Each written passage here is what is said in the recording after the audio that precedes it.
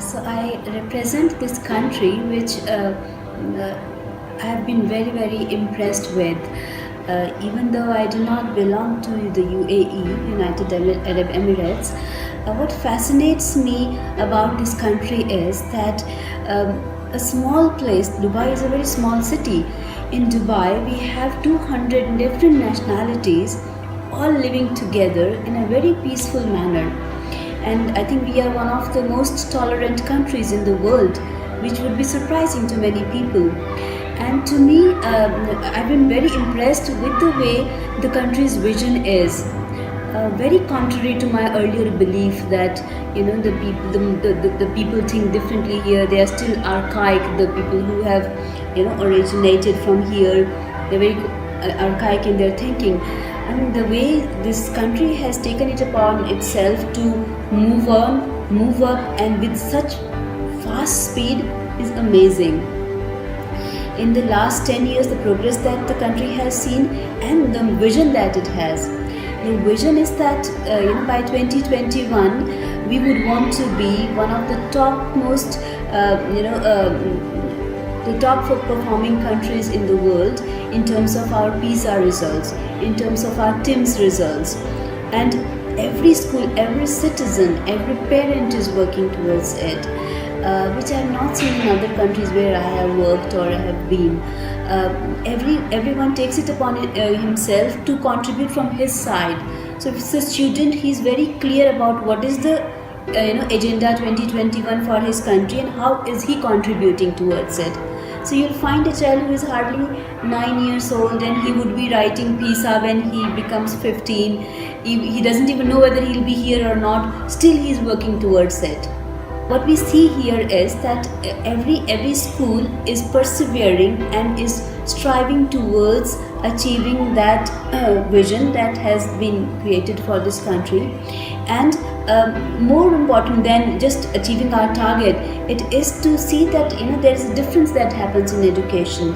The way education is evolving now, I have seen this country to be more receptive, more open to adopt those changes, and we experiment. I mean, we are very free, we are encouraged to experiment all those strategies in terms of pedagogy or some teaching learning experiences which will make our children become better learners. We are all experimenting all of it. So if we talk about classroom learning, we all have devised our own ways in which we can make that classroom learning more inquiry centered, making students lifelong learners and curious learners rather than somebody who is fed information or they become rote learners. It's very different here. And what has added more value to that is that apart from focusing on scholastic areas where we want to improve our results, what we are also focusing on is churning out those individuals who are humane, who are compassionate. Otherwise, for a country like this, which I've already mentioned, there's so many different people of different beliefs and backgrounds live together. They would never be able to live in such a harmony that is seen now here.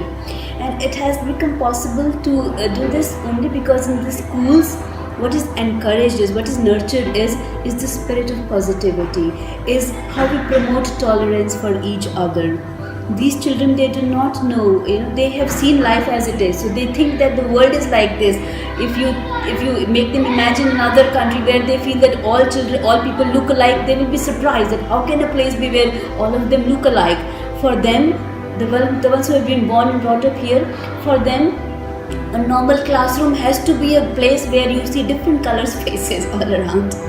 So for us to develop that sense of acceptance for everyone, it has not been that difficult, because we realize that the culture that you provide in the school, the way you promote happiness and the way you make students practice skills of being happy and positive all the time is what brings about this change in the entire setup.